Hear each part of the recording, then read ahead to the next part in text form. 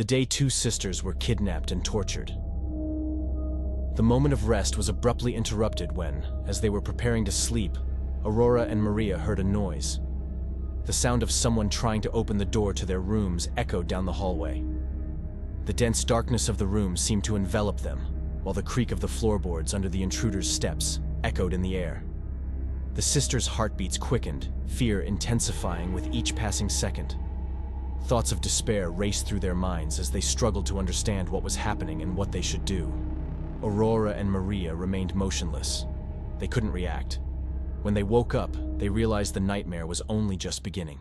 If you are interested in learning more about this story, stay with us.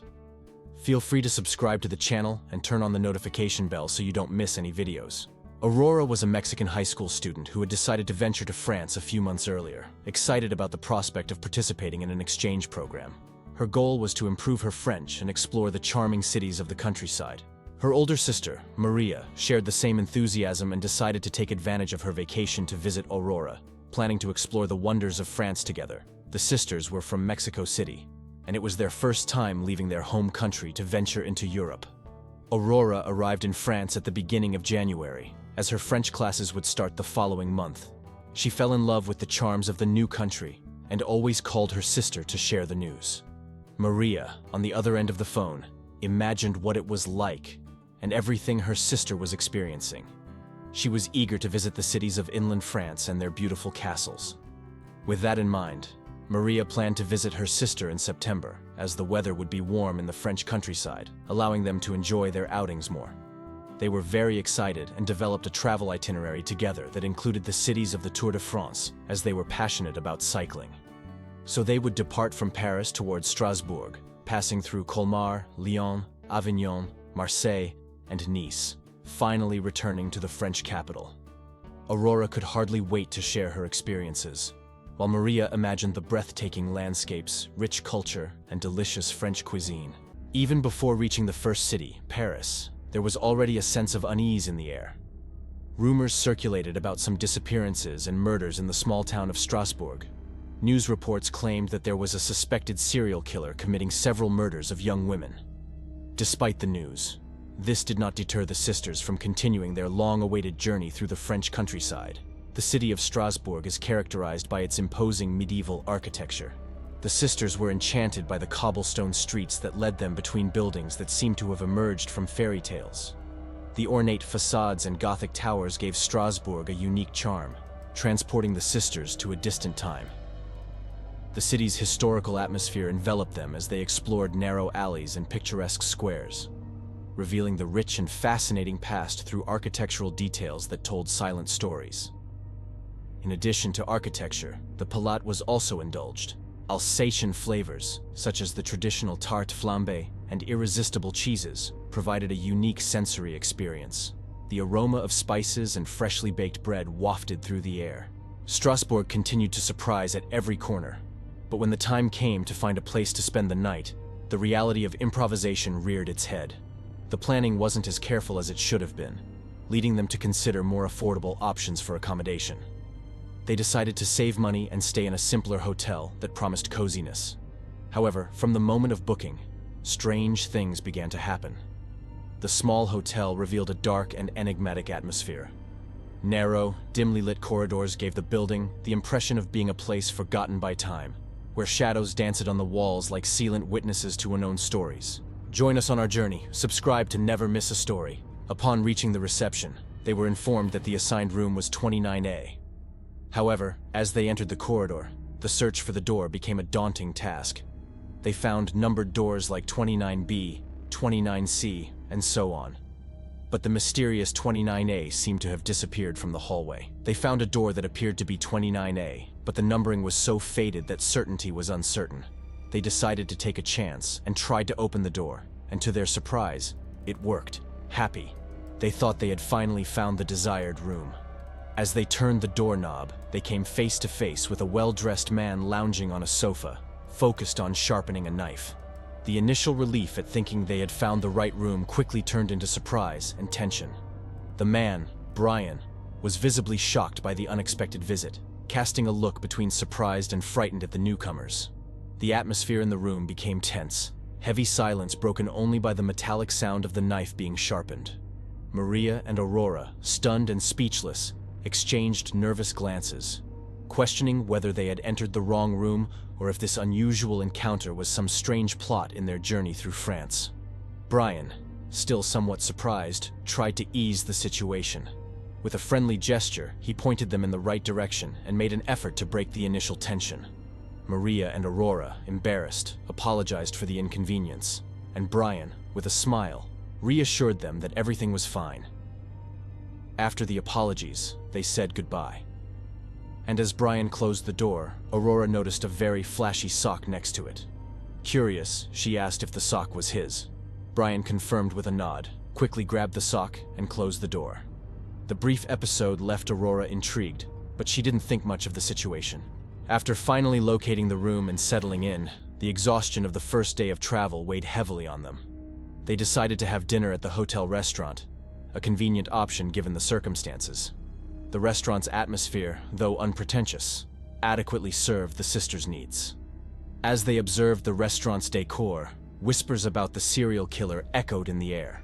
Rumors and hushed conversations among the patrons created a tense atmosphere that contrasted with the apparent simplicity of the establishment. Aurora, despite her fatigue, was restless. The mention of the serial killer aroused her curiosity and intrigue because she was a fan of suspense series and movies.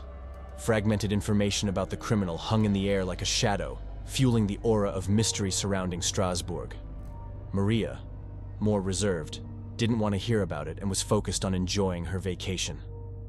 As they waited for their dishes, the restaurant's atmosphere became a microcosm of suspense, where conversations about the serial killer intertwined with distant murmurs of mysterious stories involving the hotel. The dishes arrived at the table, but the sisters' appetites were overshadowed by the latest news lingering in the air. Aware that they didn't want to spoil the taste of their vacation because of the indigestible subject, they tried to shift focus. They started a conversation about other topics, seeking to dissipate the heavy atmosphere that had formed around the table. After dinner, they went to their room, seeking rest for the next day. They woke up early because they were determined to explore Strasbourg's remaining charms before moving on to the next city on their itinerary. With the day unfolding before them, they made the most of it, visiting the main tourist attractions and immersing themselves in the city's unique atmosphere. Since they were leaving the next day, they decided to enjoy every moment until nightfall. Upon returning to the hotel, the absence of the attendant at the reception caught their attention. The initial perplexity was quickly justified by the possibility of a brief absence, perhaps a visit to the bathroom. However, as they entered the corridor leading to the rooms, they came across drops of blood dotting the path. The frightened look exchanged between the sisters betrayed the growing tension when they encountered Brienne's room door stained with blood. The urgency to understand the situation led them to rush back to the reception, where they confronted the receptionist with the disturbing discovery. However, the attendant's response was as unusual as the situation. With apparent calmness, she suggested that the guest Brian might have spilled grape juice along the way. A flash of disbelief crossed Aurora and Maria's faces, but the receptionist, with her composed demeanor, sought to reassure the sisters' concerns. Aurora and Maria, still perplexed, insisted that the receptionist accompany them to the hallway to witness what they had seen. However, as they walked back, the scene that had previously been tense now revealed itself completely differently. The blood had disappeared, the hallway was clean, as if nothing had happened. Aurora and Maria exchanged questioning looks, doubt lingering in the air like a fleeting shadow. What had once been vivid evidence transformed into disconcerting uncertainty. The receptionist, in turn, laughed with unsettling ease and returned to her post as if the bizarre interaction had never occurred. Confused and uneasy, Aurora and Maria decided to return to their rooms, but a sense of unease persisted. That night, as they tried to sleep, the echo of the strange circumstances reverberated in their minds. The moment of rest was abruptly interrupted when, as they prepared to sleep, Aurora and Maria heard an unsettling noise. The sound of someone trying to open the door to their rooms echoed down the hallway, casting a shadow of apprehension over the night. Panic set in as the sisters, aware that something sinister was at play, tried to improvise a defense. Chairs and a small cabinet were pushed against the door in an attempt to prevent the intruder from entering. However, the determination of the person on the other side overcame the improvised resistance. The door swung open, revealing the surprising figure of the receptionist. Her once tranquil and enigmatic eyes now reflected an unexpected intensity. Without uttering a word, she entered the room, plunging the sisters into a disturbing silence. The staggering revelation echoed like a startling blow. The receptionist, with her apparent calmness, revealed herself as the mastermind behind the macabre events, choosing her victims with calculated precision. Alongside her accomplice, Adam, they were captured and taken to an unknown captivity. When the blindfolds were removed, the sisters found themselves facing an even more bewildering scene. Brian was present. However, to their surprise, he wasn't the feared serial killer. He too was a victim and was tied up. The puzzle began to take shape in the sisters' minds. The colorful socks, once seemingly random elements, were like a code for Adam, a sort of secret signal that guided his movements and directed him to his chosen victims. Each sock left on the doors was an indicator, a silent mark signaling who would be the next prey. Adam, the seemingly submissive accomplice, was, in fact, a cunning executor. Aurora and Maria felt the oppressive weight of uncertainty about their fate. Desperation grew with each moment, echoing through the claustrophobic corridors of the location, while the agonizing question persisted. Could they escape alive from this nightmare?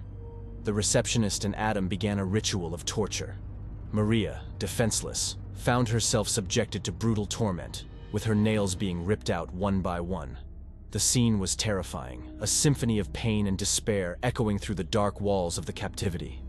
Meanwhile, Aurora watched her sister's agony, powerless in the face of the imposed brutality. Surprisingly, Brian, despite being a victim, revealed a disturbing facet.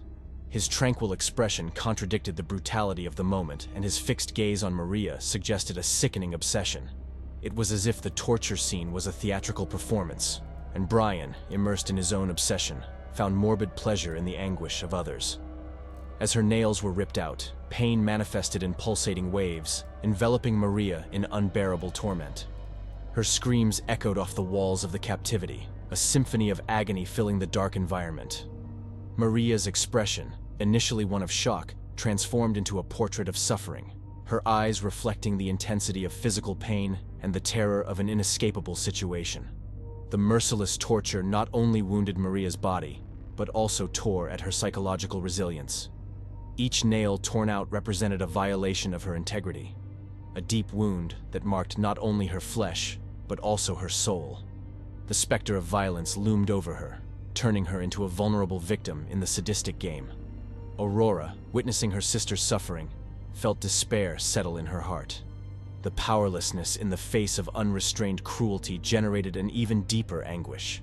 Maria's torment was not just physical, it was an experience of horror that transcended the boundaries of brutality, leaving permanent scars. While Maria faced the pain, Aurora dedicated herself to studying the surroundings, searching for any resource that could be used as a weapon or a means of escape. She examined every corner of the captivity, every object, in search of a loophole in the deadly trap they found themselves in. Despite her tireless efforts, the restraints binding Aurora remained firm, denying her the coveted freedom. Meanwhile, Adam and the receptionist, the masters of torment, withdrew after the brutal session with Maria, leaving the sisters alone with their own demons. Determined to find a way out of the desperate situation, Aurora tried to comfort Maria while formulating an escape plan. Her eyes searched for a solution in every detail of the captivity, with every seemingly insignificant object becoming a crucial piece in the puzzle of freedom. It was then that Brian, silent until then, offered a suggestion. With some metal boxes and chairs available, he proposed the idea of stacking them to reach the door in the ceiling of the captivity. The proposal, although bold, seemed to be the only chance to escape from that underground hell. With hope rekindled in their hearts, the sisters agreed to follow Brian's plan. Every move was calculated, every decision made with determination and courage. For, at that moment, the only thing that mattered was finding a way to flee from that place. The dilemma loomed before the sisters. How to drag those heavy objects when their hands were tied? The challenge seemed almost insurmountable, an additional barrier on the path to freedom. However, a surprising discovery by Maria made hope shine brighter in their troubled hearts. By observing Brian closely, Maria realized that he was no longer tied up. A wave of questions flooded their already troubled minds. Why was Brian free from his restraints? Could it be a mistake by the kidnappers? With Brian's help, the sisters managed to free themselves from their bindings, and together they began to drag the heavy boxes and stack the chairs as the bold plan unfolded before them. Each movement was driven by a mix of determination and desperation as they faced the challenges of captivity with unwavering courage. Finally, she reached the door in the ceiling of the captivity. With burning pain, Maria led the way, courageously climbing toward the hope of freedom. Her trembling fingers grasped the doorknob, and with a giant effort, she managed to open the door. What was revealed on the other side left her speechless. A garden filled with light and fresh air stretched out before her like an oasis in the desert of despair. The lush greenery of the plants, the scent of flowers, and the gentle singing of birds were such a refreshing sight and sound that they almost seemed like a dream. However, when Maria opened the door and jumped outside, some chairs ended up falling, which made it difficult for the next victims. But Brian quickly proposed a solution to the problem. He suggested that he go first, and that when he reached the outside, he would help Aurora reach the exit and then pull her out. Trusting Brian's guidance, Aurora agreed. So he promptly climbed the remaining boxes and jumped outside. Aurora followed suit, while Brian awaited her at the top, ready to lend a hand. When Aurora reached out to Brian, he held her firmly, looked her squarely in the eye, gave a malicious smile, and let go of Aurora's hands. She fell from a frightening height.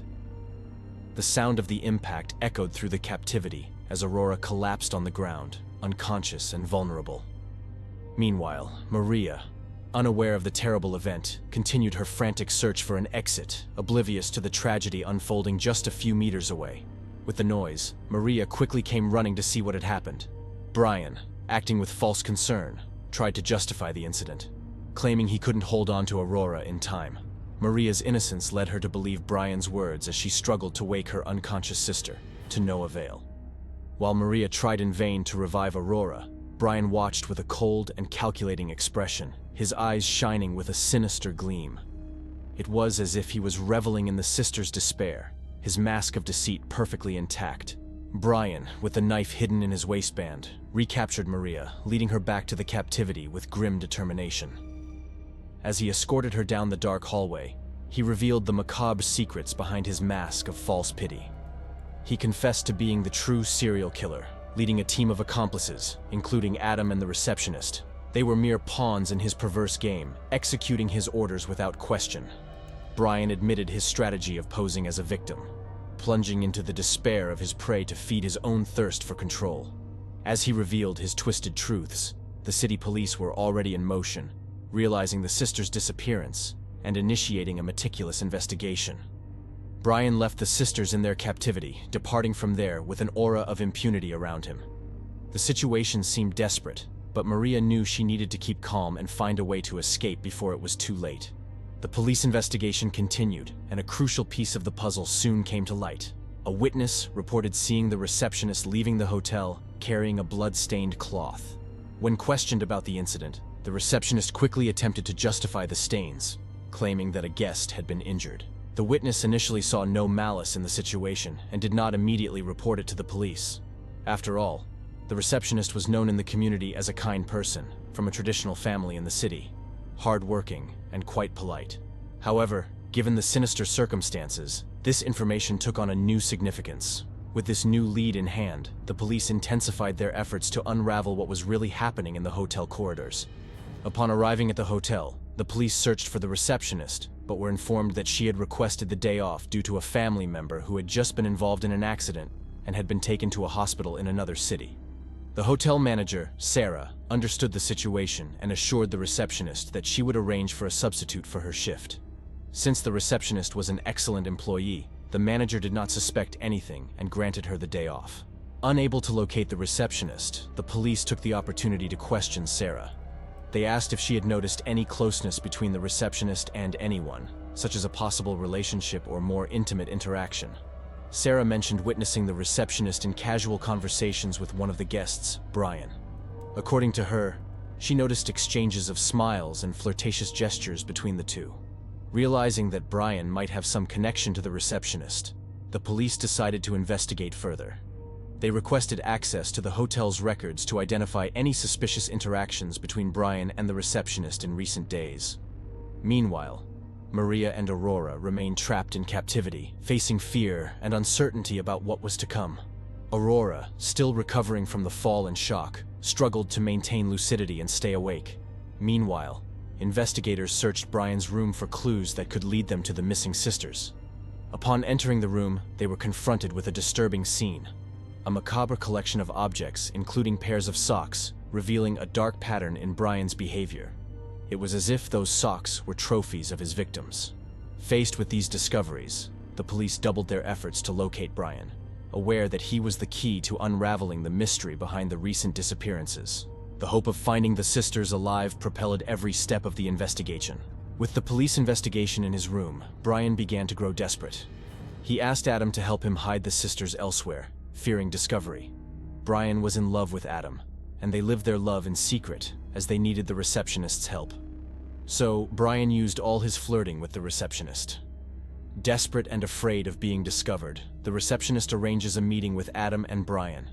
But what she didn't expect was to see them exchanging affection and kisses. The sudden turn in the relationship between the receptionist and the supposed crime accomplices left her stunned and helpless.